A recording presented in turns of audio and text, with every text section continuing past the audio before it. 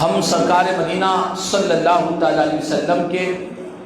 جشن میلاد النبی کے جلسے میں بھی شریک ہے، اور ساتھ ہی ساتھ آپ اور ہم امام الانبیاء رحمت للعالمین صلی اللہ علیہ وسلم کے موئے مبارک کی زیارت بھی کرنے والے ہیں۔ یہ ہمارے لیے ضروری ہے، اور تمام اہلیان محلہ اگر میری بات سماعت کر رہے ہیں بتلا دوں کہ زیارت موئے مبارک صرف مرد حضرات کے لیے نہیں بلکہ ہماری مستورات خواتین کے لیے بھی موئے مبارک کی زیارت کا آج اہتمام کیا جا رہا ہے۔ مسجد سے متصل ہمارے محترم عماد اللہ قادری صاحب کے مکان پر خواتین کو پردے کی معقول اہتمام کے ساتھ حضور کے موئے مبارک کی زیارت کروائی جائے گی، اور بات موئے مبارک تناول و طعام کا بھی اہتمام کیا گیا۔ یہ جب آقا کا میلاد کا یہ مہینہ جب آتا ہے تو غلامان رسول صلی اللہ تعالی علیہ وسلم بہت سے اچھے اور نیک کام کرتے ہیں۔ حضور کے میلاد کی خوشی میں تاجدار کائنات صلی اللہ علیہ وسلم کی آمد کی مسرت میں بہت سے اعمال صالحہ، بہت سے نیک اور اچھے کام خوشی سے اور اللہ کا شکر ادا کرنے کے لیے بہت سے حضور کے امتی نیک اعمال کرتے ہیں۔ لیکن آج افسوس کی بات یہ ہے کہ ہمارے پاس بعض ایسے لوگ ہیں جو صرف میلاد النبی پر ہونے والے اچھے اور خیر کے کاموں پر نظر نہیں رکھتے، بلکہ ان کاموں پر نظر رکھتے ہیں جو کام چند ناواقف اور جاہل قسم کے لوگ کسی طرح کا برا کام کرتے ہیں تو ان کے برے عمل کو ظاہر کیا جاتا ہے اور بتلایا جاتا ہے کہ دیکھو تم سرکار کا میلاد منا رہے ہو اور میلاد کے نام پر اس طرح کے غلط کام ہو رہے ہیں۔ مثلا حضور کے میلاد پاک کا یہ مہینہ آتا ہے تو بہت سے لوگ جگہ جگہ جلوسوں میں میلاد کی جھنڈیاں ہوا کرتی ہے، میلاد پاک کے لیے بینرز لگائے جاتے ہیں، تو بعض ناواقف لوگ ان جھنڈیوں پر مکے اور مدینے کی تصاویر ہوتی ہے اور کبھی ان تصاویر کی بے حرمتی بھی ہو جاتی ہے۔ ہمارے علماء نے منع کیا ہے کہ ایسی جھنڈیاں نہ لگائی جائے جن پر کوئی مقدس اور متبرک چیز لگی ہوئی ہو۔ اگر لگاتے ہیں تو اس کا احترام کرنا بھی لازم ہوگا، اس کی تعظیم کرنا بھی ضروری ہوگی۔ یہ جب بھی میلاد پاک کا مہینہ آتا ہے، جب بھی میلاد پاک کی محافلیں ہوتی ہے، جلسے ہوتے ہیں، جلوس ہوتے ہیں، یہ بات لوگوں کو بتائی جاتی ہے، اصلاح کروائی جاتی ہے کہ جب ہم جھنڈیاں لگائے یا بینرز لگائے تو ان کا احترام، ان کی تعظیم ہوا کرتا ہے۔ تو جو لوگ میرے آقا کے میلاد پاک کے موقع پر بعض ناواقف لوگوں کی طرف سے کوئی بدتمیزی ہوتی ہے، بد اخلاقی ہوتی ہے، تو ان بدتمیزیوں اور بد اخلاقیوں کو دنیا والوں کے ساتھ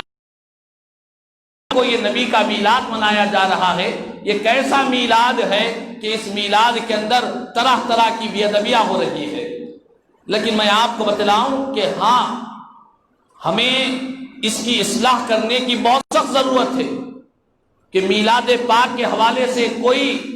غیر شرعی کام نہیں ہونا چاہیے۔ میلاد پاک کی محفلوں میں، مجلسوں میں، جلسوں میں، جلوس میں اور میلاد پاک کی خوشیوں اور مسرتوں میں کوئی غیر شرعی کام، اللہ اس کے رسول کو ناراض کرنے والا کام ہرگز نہیں ہونا چاہیے۔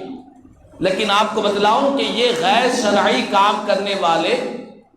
یہ بہت ناواقف کم نوجوان ہوا کرتے ہیں جن کو معلومات نہیں ہوتے، ان کو صحیح علم دینا چاہیے، معلومات کروانا چاہیے۔ لیکن میرے آقا کے میلاد پاک کی خوشی میں بہت سے خیر کے اچھے اور نیک کام بھی کیے جاتے ہیں، بند کر دیا جاتا ہے، ان اچھے اور خیر کے کاموں کو دبا دیا جاتا ہے اور دنیا کے سامنے ظاہر نہیں کیا جاتا۔ مثلا آپ دیکھیں کہ جب آقا کے میلاد کے مہینے کا چاند نظر آتا ہے، ہماری بستیوں میں، گلیوں میں حضور کے میلاد کی خوشی میں سارے لوگوں کو کھانا کھلایا جاتا ہے۔ یہ کھانا کھلانا یہ اسلام کا بہترین کام ہے۔ میرے آقا کریم صلی اللہ علیہ وسلم جب مکہ مکرمہ سے مدینہ منورہ تشریف لائے تو سب سے پہلے حضور نے مدینہ پاک میں جو خطبہ دیا اور لوگوں سے جو کلام کیا، حضور نے سب سے پہلے یہی فرمایا کہ لوگوں، کھانا لوگوں کو کھلایا کرو، سلام کو عام کیا کرو اور رات کی تاریکیوں میں اللہ کی عبادت کیا کرو۔ تو حضور مدینہ پاک میں آنے کے بعد سب سے پہلے جو کلام فرمائے اس میں سے لوگوں کو کھانا کھلانے کی ترغیب دی ہے، اور یہ ایک اچھا کام ہے۔ میلاد النبی صلی اللہ علیہ وسلم کے موقع پر بہت سے اچھے کام کیے جاتے ہیں،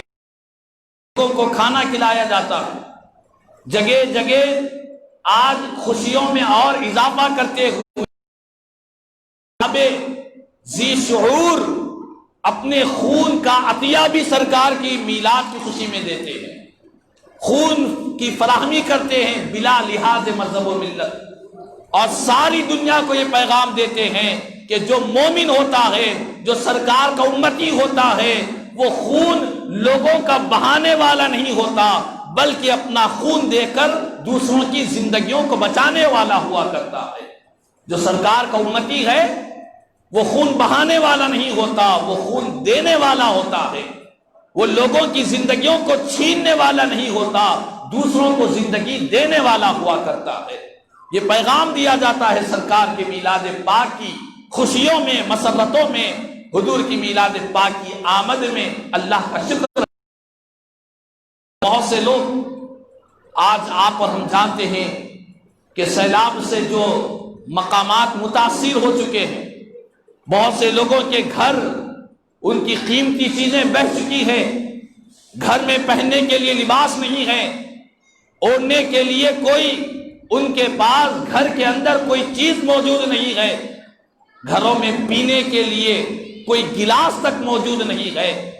ایسے بہت سے متاثرہ علاقوں میں الحمدللہ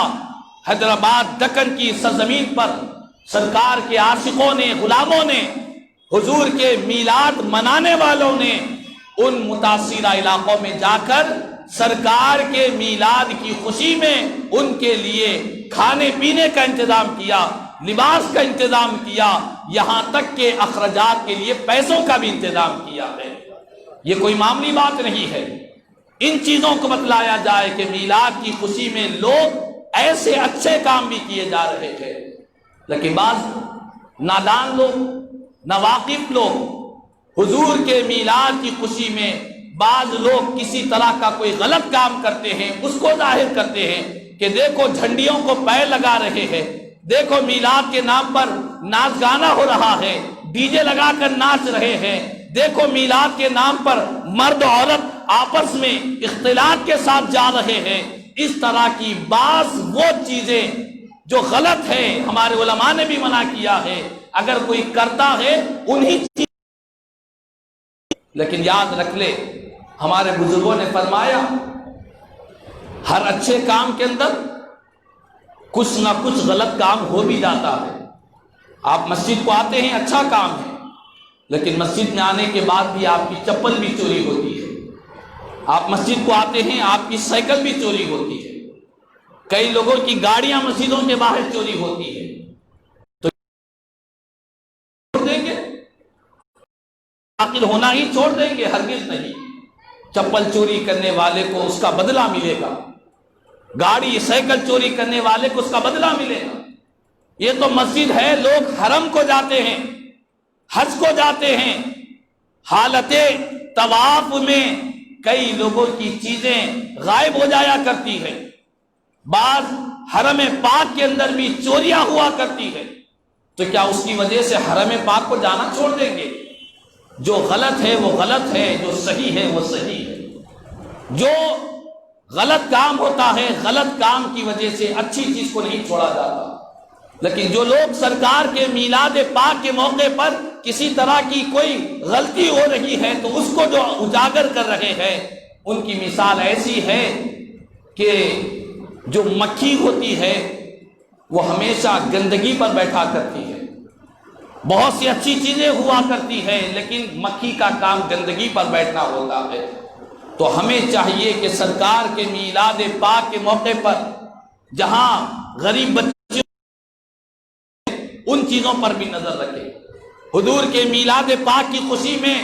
بہت سے غریب لڑکیوں کی شادیوں کے انتظامات ہو رہے ہیں۔ حضور کے میلاد پاک کی مسرت میں بہت سے لوگ اپنے خون کا عطیہ دے رہے ہیں۔ بہت سے لوگ غریبوں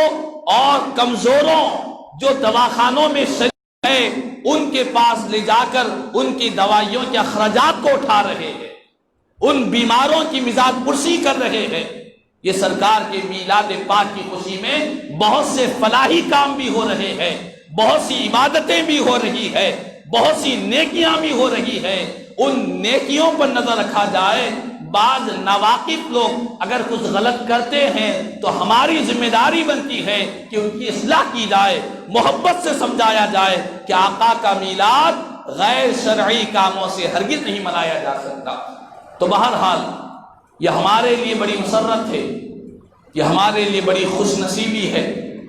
کہتے ہیں باطل کو باطل کہتے ہیں، ہم جائز کو جائز کہتے ہیں، ناجائز کو ناجائز کہتے ہیں۔ ہم یہ نہیں کہتے کہ جو غلط ہے وہ بھی صحیح ہے، اور ہم یہ بھی نہیں کہتے جو صحیح ہے وہ بھی غلط ہے۔ اہل سنت والجماعت کی جو اصل قرآن کی آیت ہے، اللہ نے فرمایا وَقُلْ جَاءَ الْحَقُّ وَزَهَقَ الْبَاطِلُ ان الباطل کان زہوقا۔ اے محبوب آپ فرما دیجئے حق آ چکا ہے اور باطل مٹ چکا ہے، بے شک باطل مٹنے ہی والا تھا۔ باطل کو کبھی پائیداری نہیں ملتی، باطل ایک نہ ایک دن ختم ہی ہو کر رہے گا۔ تو بہرحال خلاصہ کلام یہی ہے کہ آج ہم تمام سرکار مدینہ راحت قلب و سینہ صلی اللہ علیہ وسلم کے میلاد پاک کے اس مہینے میں شریک ہے، اور ساتھ ہی ساتھ حضور کے موئے مبارک کی زیارت کے لیے جمع۔ یاد رکھ لیں ابھی آپ نے مسجد حاضہ کے نائب امام صاحب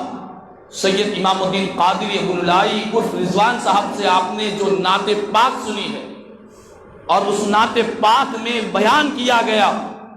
کہ نبی پاک علیہ السلام کی زوجہ مطہرہ ام المومنین حضرت ام سلمہ رضی اللہ تعالیٰ عنہ کے پاس حضور کا ایک موئے مبارک ان کے پاس تھا۔ بعض روایتوں میں آتا ہے کہ چند موئے مبارک ان کے پاس تھے، تو وہ حضور سے جس بال کو نسبت ہو جاتی ہے وہ بال بھی بڑا مقدس بال ہوا کرتا ہے، متبرک بال ہوا کرتا ہے۔ ہم جیسے عام انسانوں کے بال نہ جانے کہاں کہاں چلے جاتے ہیں، لیکن نبیوں کے تاجدار کے جسم مبارک سے جو موئے مبارک مس ہوتا ہے، وہ موئے مبارک کی برکت کا عالم کیا ہے، اس کی فضیلت کا عالم کیا ہے۔ حضرت ام سلمہ رضی اللہ تعالیٰ عنہ ایک چاندی کی ڈبی کے اندر حضور کے موئے مبارک کو محفوظ رکھا کرتی تھی۔ دیکھو صحابہ کرام کا عقیدہ کہ کیسے سرکار کی ذات کا ادب و احترام کرتے،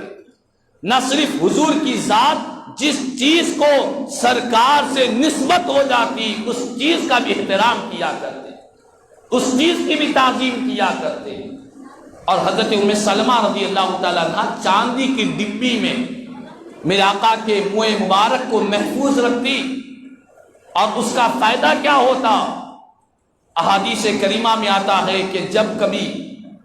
مدینے پاک میں کوئی بیمار ہو جاتا، کسی کو نظر لگ جاتی، کوئی مرض میں مبتلا ہو جاتا، تو سیدھے ام سلمہ رضی اللہ تعالیٰ عنہ کے حجرے مبارک کے پاس جاتا اور جا کر اپنی بیماری کی شکایت کرتا۔ حضرت ام سلمہ رضی اللہ تعالیٰ عنہ آقا کے موئے مبارک کو پانی کے پیالے کے اندر ڈبو دیتی اور اس پیالے کو کسی مریض کو پلا دیا جاتا، صحابہ کرام فرماتے ہیں قسم بخدا سرکار کے منہ مبارک سے جب پانی مس ہو جاتا تو بیماروں کو شفا نصیب ہو جایا کرتی، مریضوں کو صحت مل جایا کرتی۔ یہ آقا کے منہ مبارک کی برکت ہوتی، لوگ بیمار ہوتے تو سرکار کے منہ مبارک کا مقدس پانی پی لیا کرتے، اللہ تعالیٰ صحت یابی نصیب فرماتا۔ اور اس طرح بے شمار واقعات ہیں۔ اور خود نبی کریم صلی اللہ علیہ وسلم نے حجۃ الوداع کے موقع پر اپنے بال نکلوائے، اپنے بالوں کو حضور نے نکلوایا اور صحابی رسول کو بلا کر دیا اور فرمایا اے میرے صحابی، یہ میرے منہ مبارک ہے، اقسمہ بین الناس، ان مقدس بالوں کو تمام صحابہ کرام کے درمیان تقسیم کر دیا جائے۔ تو معلوم یہ ہوا کہ آقا کے منہ مبارک کا احترام، تعظیم، اور خود تاجدار کائنات صلی اللہ علیہ وسلم نے انہیں تقسیم کرنے کا حکم دیا ہے۔ حضور نے تقسیم کرنے کا حکم کیوں دیا؟ علماء بیان فرماتے ہیں کہ میرے آقا کی ظاہری حیات کے بعد قیامت تک حضور کے جو امتی آئیں گے، سرکار کے جو عشاق، حضور کے جو سچے غلام اور وفادار آئیں گے، جنہوں نے دنیا میں چہرے مصطفیٰ کی زیارت تو نہیں کر سکے لیکن آقا کے منہ مبارک کی زیارت کریں گے تو عاشقوں کے دلوں کو ٹھنڈک نصیب ہو جائے گی، عاشقوں کے دلوں کو راحت نصیب ہو جائے گی، حضور کے امتیوں کو دل کا سرور، آنکھوں کا نور اللہ تعالیٰ عطا فرمائے گا۔ یہ ہم غلاموں کے لیے کرم نوازشیں ہیں آقا کے۔ ہم نے حضور کے رخ انور کی زیارت نہیں کی، ہم نے آقا کے دست مبارک کی زیارت نہیں کی، ہم نے حضور پاک علیہ السلام کے آنکھوں مبارک کی زیارت نہیں کی، لیکن میرے آقا نے پھر بھی غریب امتیوں کے لیے اپنے عاشقوں کو محروم نہیں چھوڑا۔ فرمایا کہ میرے عاشقوں، جنت میں تو تمہیں میری زیارت ہوگی ہی ہوگی، جنت میں میری معیت، میری سنگت تمہیں ضرور نصیب ہوگی، لیکن دنیا میں اپنی آنکھوں کی ٹھنڈک، دل کے سکون کے لیے میں تمہارے لیے اپنے منہ مبارکہ کو چھوڑتا ہوں۔ حضور کے منہ مبارک، میرے آقا کے وہ مقدس بات، اللہ اکبر، احادیث کریمہ میں بے شمار فضائل بیان کیے گئے، بے شمار برکتیں بیان کی گئی۔ وقت اتنا نہیں کہ ان تمام منہ مبارک کے فضائل کو بیان کرے، لیکن ایک صحابی رسول حضرت خالد بن ولید رضی اللہ تعالیٰ، کئی جنگوں میں آپ جاتے اور ہر جنگ میں جاتے تو فتح مل جاتی، کامیابی ملتی۔ ایک جنگ کے موقع پر آپ دشمنوں سے مقابلہ کر رہے ہیں، دشمن سامنے ہیں، جنگ کے موقع پر حالات ایسے ہو گئے کہ دشمن سے لڑتے لڑتے آپ کی اچانک ٹوپی مبارک گر جاتی ہے، دشمن سے مقابلہ ہے، لیکن وہ صحابی رسول حضرت خالد بن ولید رضی اللہ تعالیٰ بے چین ہوتے ہیں اور صحابہ کرام کو جو آپ کے ساتھ جنگ میں شریک تھے ان ساتھیوں سے کہتے ہیں کہ میری ٹوپی لا کر دیو، میری ٹوپی، میری ٹوپی۔ آپ اپنی ٹوپی کی آواز دیتے رہے، بالآخر کسی نے اٹھا کر آپ کو ٹوپی دے دی، آپ نے وہ ٹوپی پہنی،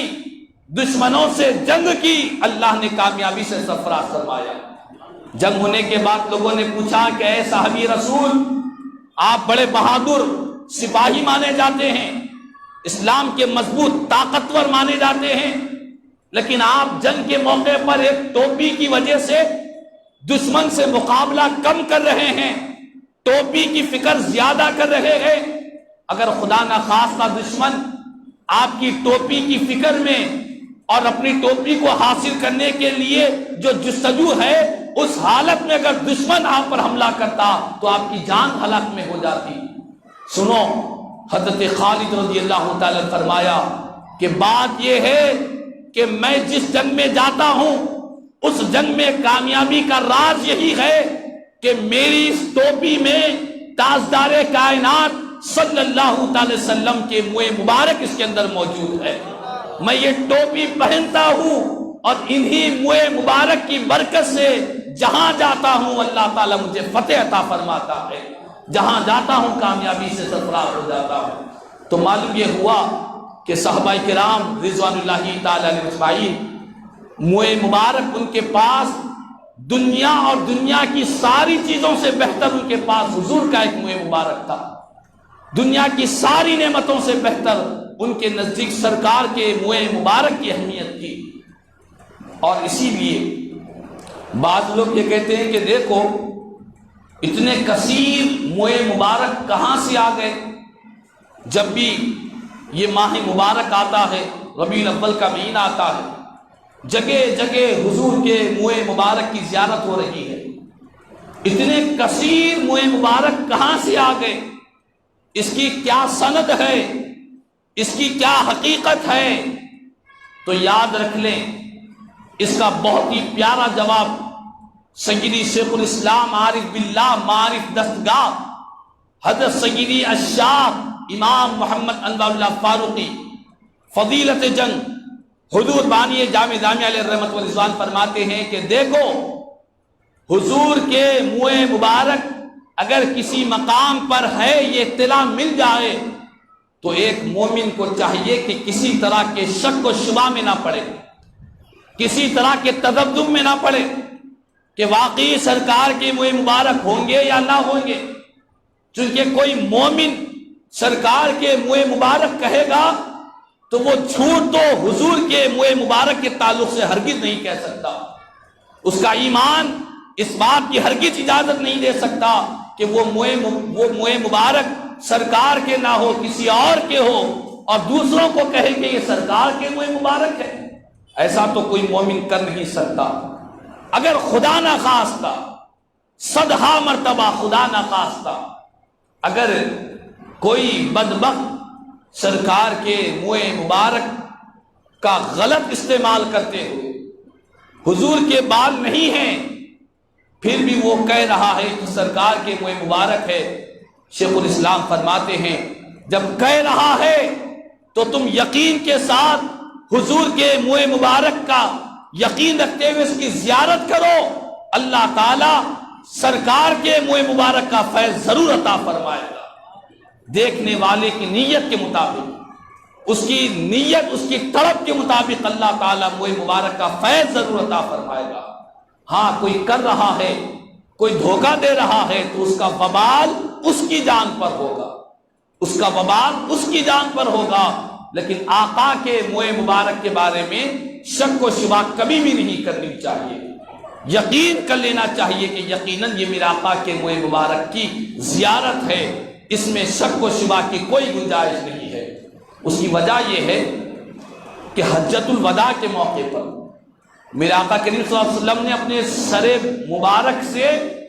مکمل منہ مبارک کو نکلوائے اور تمام صحابہ کرام کو حکم دیا کہ اس کو لوگوں میں تقسیم کر دو۔ تو سر کے بال کتنے ہوتے ہیں؟ جس طرح آسمان کے تاروں کو کوئی گن نہیں سکتا، اسی طرح سر کے بالوں کو بھی کوئی گن نہیں سکتا۔ سر کے بال کثیر ہوا کرتے ہیں، اور میرے آقا کی یہ منشا تھا، حضور کی یہ مرضی تھی کہ میری امت میرے منہ مبارک سے فیض حاصل کرتے رہے، اسے برکتیں حاصل کرتے رہے۔ تو الحمدللہ ہم تمام عشاقان رسول اور غلامان حبیب کبریا صلی اللہ علیہ وسلم کے لیے یہ بڑی سعادت مندی کی بات ہے کہ اس ماہ میں متعدد مقامات پر حضور کے منہ مبارک آثار مبارکہ کی زیارتیں کروائی جاتی ہے۔ یہ ہمارے لیے بڑے مقدس اور متبرک چیزیں ہیں، ہم ان سے